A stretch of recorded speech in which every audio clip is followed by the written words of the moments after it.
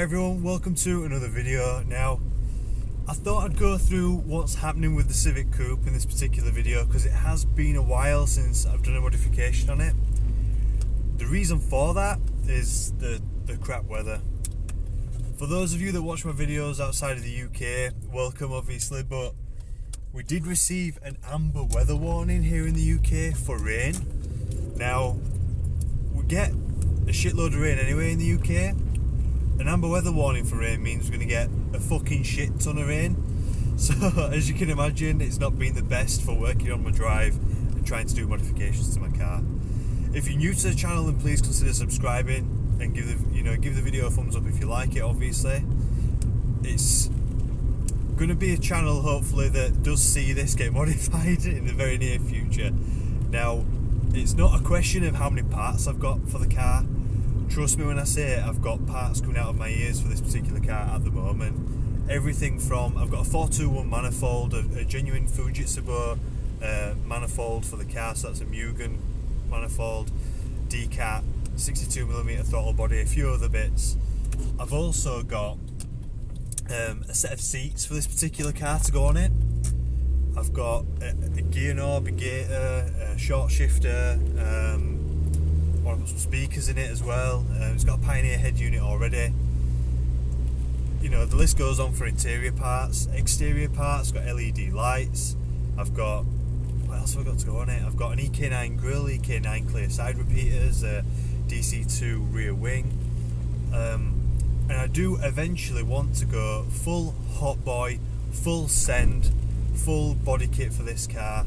Because as I've said on previous videos, my inspiration, if you like, in the car scene is games like Need for Speed Underground, games like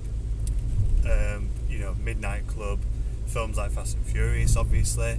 But I've always been into cars from a very, very young age. I'd say 2 or 3 years old, buying Hot Wheels, Matchbox cars, stuff like that. And this is going to be my revival, if you like. I want to try and revive the noughties car scene. This is going to be my little bit of nostalgia in a car build. I've already bought a rear bumper like body kit bumper, and I'm looking forward to getting that sprayed and getting it put on. I'm looking for some sort of front lip that will match. I'm torn between, as you've probably seen on my Instagram, you've seen the rear bumper on my Instagram, albeit in a packet. And you've seen on my Instagram, I've been asking people's opinions on a Mugen lip or on a first moulding front lip. That's what I'm sort of torn between at the moment. I want to go first moulding because they look cool and it's different, but then the Mugen one would probably suit the rear bumper better. I don't know. I don't really know what I want to do.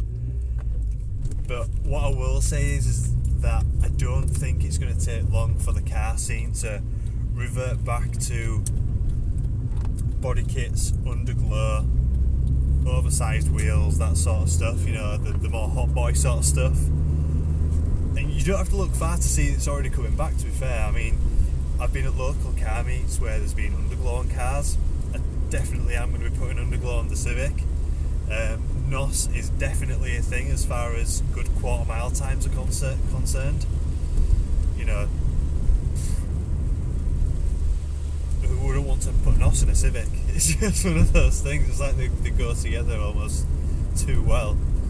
I'd love to throw an eBay turbo on it, just because eBay turbos work and they're fucking ace. But yeah, you don't have to look far to see that sort of stuff's coming back. Body kits, for example, the main sort of focus, if you like, the main goal for this car is to have like a full kit. Look at people like that dude in blue. He's got his blue JZ, which is like a 2JZ swapped 240Z. That rocks the body kit so well, it suits the car so well. Bright blue colour as well, as you'd expect from that dude in blue. He's also doing an Acura, Honda Tours in the UK, Integra. He's doing that Integra build, and he's putting carbon bits all over it. He's putting a bit of a body kit on it. He's spraying all the interior black, all that sort of stuff.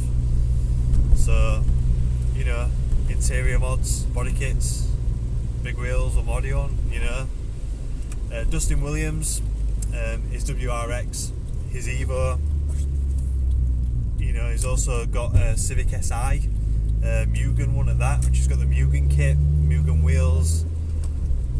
You know, TJ Hunt's also got a RX-7 with a huge kit on it, and that looks so good. I was very, very disappointed when I seen him put the bags on it. You know, for me, the RX-7 should come with coils. You know, it's a good handling car. I wish you'd have made it into a track car, and it looks like it should be on track. You know, with the body kit, it looks awesome. But you know, each to their own. You know, everyone's got their own style. But yeah, that's my theory anyway. That body kits, underglow, you know, sound systems have never left the game. You know, and big wheels on cars as well. That is definitely a thing as far as manufacturers are concerned nowadays. Manufacturers are getting better and better at fitting big wheels on cars that just shouldn't have big wheels. You know, tiny little compact cars now, little city cars, they've got 17-inch, 18-inch wheels on them. Like, it's just crazy. Maybe not 18s, but definitely elastic band tyres. You know, very low profile tyres. And these are cars that are just meant for like going around city centres, like, you know, dotting about a city centre, A to B, and they're supposed to be comfortable as well over bumps. But we're putting 17-inch alloys on them. Something as well that I've noticed is probably more down to the tyre manufacturer's recommendations than anything else, is that the stretched look on wheels is becoming more and more commonplace.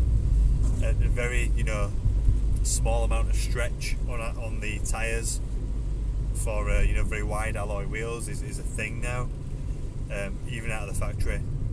McLaren, for example, their supercars, hypercars, whatever you want to call them, they do really like subtle amounts of stretch, and the wheel offset in relation to the wheel arch is so flush, almost perfect. Obviously the arch gap is still there for, you know, suspension travel reasons, as much travel as a supercar has, but you get the idea. That sort of look is becoming mainstream, and I do genuinely think that even down to tiny like cars, like I say, like a VW Up now has 17-inch wheels with low profile tyres.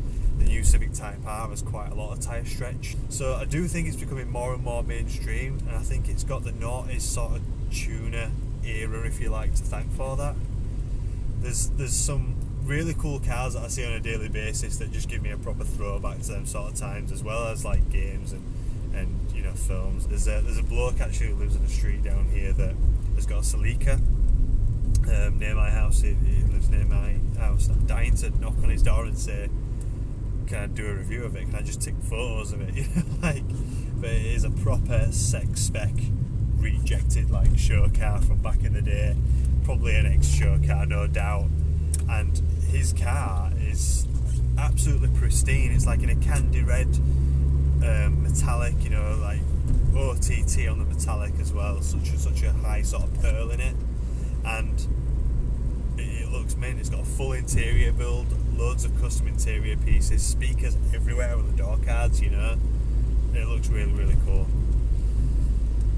I probably won't be doing anything like that with this, because it still needs to be a budget build. It still needs to be daily driven. That is the ultimate goal for this though, is to have it like a proper throwback. But it is going to still be a budget build. Now, as far as the budget build goes, you know that I've done the clutch for this car. I still need to do a service on it. I've replaced the steering wheel for this nice chunky EP3 feeling one. I've also, it came with an exhaust, or a back box at least. I've done the air intake on it as well, and it came with a Pioneer stereo. So a few little bits. Hopefully I can get a few more done. So stay tuned for better weather, it says, and with that, working on the car. And I'll catch you in the next video. Thank you very much for watching. I'll catch you next time. Bye for now.